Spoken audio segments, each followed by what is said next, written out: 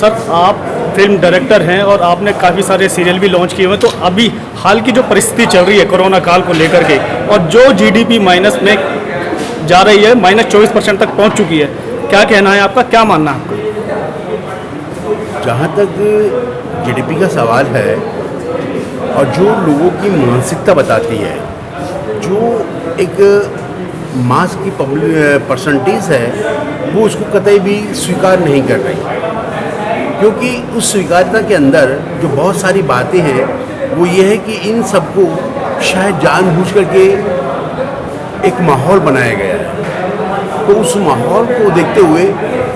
या तो हमने अपने कार्यों का उपेक्षा की है, या हम ये सोच रहे हैं कि शायद इससे हम सरकार अपना ध्यान भटकाने की कोशिश कर रही है, और उसमें लॉस हुआ सरकार का, क्योंकि जो लेबर थी, जो श्रमिक थे, वो सब डर के मारे अपने अपने स्थानों से, अपनी जगहों से कहीं ना कहीं अपने परिवारों में, अपने घरों की ओर उन लोगों ने प्रस्थान कर दिया। उससे जो व्यवसाय था, जो सर्विसेज थी, वो सभी की सभी उससे अफेक्टेड हो गई,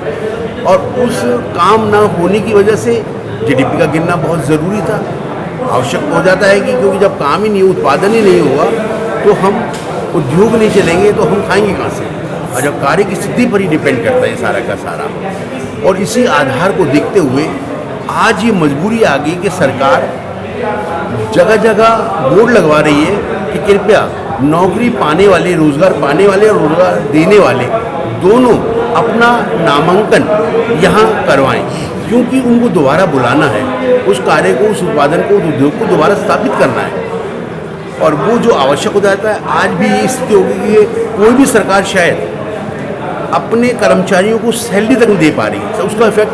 पेंशन, जो पेंशनर है उन पर पड़ रहा है, उद्योगों पर पड़ रहा है, लोगों की नौकरियां चली गई हैं। दोष चाहे किसी को भी दीजिए आप, लेकिन ज़्यादातर नौकरियां इसी वजह से गई हैं कि लोगों में डर, भय का भाव पैदा हो गया। कल लोकसभा में 2 बिल किसानों के लिए पास किए गए थे जी, और आज वो राज्यसभा में उनकी पेशी होनी थी, वापस वो राज्यसभा में पारित होने थे जी। तो क्या लगता है कि आपको जिस मंशा के तहत ये सरकार काम कर रही है, इस पर खरी उतर पाएगी? देखिए, मंशा की जहाँ तक बात है, वो सिमरत कौर जी ने उनकी मंशा को क्लियर कर दिया। अगर उनका ही एक मंत्री अगर वो रिज़ाइन कर देता है,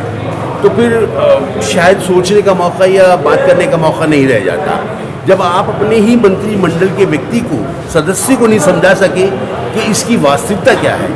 तो आप जनता को कैसे समझा पाएंगे कि हम किसानों को कितना भला कर रहे हैं, जबकि किसान दर बदर रोज़ बरोज़ उतनी ही आत्महत्याएं बढ़ती चली जा रही हैं, उनकी भुखमरी बढ़ती चली जा रही है। अगर यही हालात रही तो शायद जो किसान, जिसे हम अन्नदाता कहते हैं, वो खुद भूख के कगार पर आ जाएगा, और जो इस देश का दुर्भाग्य है। सर, आपको क्या लगता है, ये जो मौजूदा सरकार है, ये जात के नाम पर लोगों में आपस में लड़ाई करवा रही है, धर्म के नाम पर करवा रही है, लेकिन जो जीडीपी इतनी निम्न स्तर पर चली गई है, अभी तक इसके बारे में लोगों को जानकारी तक नहीं देने देती है, और ये ढोल बजा के अपने प्रोपेगेंडा को आगे करते हैं। आप कैसे देखते हैं इसको? देखिए, सरकार का मोटो, हर सरकार का एक अपना लक्ष्य होता है,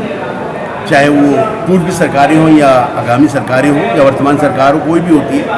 उसका यही होता है कि हम अपने आप को स्थापित रख सकें, कर सकें। अगर सरकार को अपनी नाकामियाँ छिपानी है तो कुछ तो करेगी। हो सकता है कि एक मुद्दा ये भी हो कि आप उस विकास के मार्ग से भटकाने के लिए, उस विकास के मार्ग से सोच को हटाने के लिए आप दूसरे ऐसे मुद्दे फेंक दो जनता के अंदर, ताकि उस तरफ ध्यान ही ना जाए। यही हिटलर ने किया और यही होता आया है, और यही बातें चाणक्य ने कही। चलते चलते का आखिरी सवाल ये है कि जिस तरीके से पिछले 6 साल के अंदर सरकार काम कर रही है, उससे ना तो शिक्षा तंत्र बचा है, ना ही आर्थिक तंत्र बचा है, ना ही शासन और ना ही प्रशासन। तो आखिर ये सरकार चाहती क्या है? देश को बेचना, रोज़ बरोज़ जो नई चीज़ें बिक रही हैं, नए संस्थान बिक रहे हैं, हमारे नवरत्न बिक रहे हैं, हमारी वो संपत्तियां बेची जा रही हैं जो सरकार को अधिक लाभांश दिया करती थी, वो सब बेचा जा रहा है। और किसी बड़े बुजुर्ग ने कहा है कि जब मेरा पुत्र या मेरा वंशज घर की संपत्ति को बेचने लगे तो उस घर का तबाह होना परम आवश्यक है। तो इस बेचने में हो सकता है कि शायद हम कहाँ जाए के रुकेंगे, ये तो बस ऊपर वाले ही जानते हैं। क्या आपको ये नहीं लगता है कि जो समय 2 साल पहले था SC ST OBC माइनॉरिटी को लेकर के, कहीं ये उसी दिशा की ओर आगे तो नहीं बढ़ रही है सरकार? देखिए, कुछ राज्यों में तो उन्होंने शुरुआत भी कर दी है, जहाँ इनका बहुमत है, जहाँ इनकी ऐसी सरकार है जो कट्टरपंथी सरकार जिसे हम कहते हैं, कह सकते हैं, वहाँ तो इन्होंने शुरुआत कर दी है, तो धीरे धीरे अन्य जगहों में फैलेगा ही, तो उसमें दो राय नहीं है। इससे बचने का क्या उपाय आप सुझाएंगे इससे लोगों बचने का को? सिर्फ एक ही तरीका है कि हम समस्त दलित समाज को 6,743 जातियों को अब कम से कम एक होना चाहिए, और उन्हें ये समझना चाहिए कि वो अल्पसंख्यक नहीं है, वो बहुसंख्यक हैं। वास्तव में ये अल्पसंख्यक लोग हम बहुसंख्यक लोगों का पतन के मार्ग की ओर ले जा रहे हैं। इसलिए हम सबका संगठित होना बहुत आवश्यक है। जात पात को पीछे छोड़कर हमें मानवता और अपने समाज के बचाव के लिए एक होना चाहिए।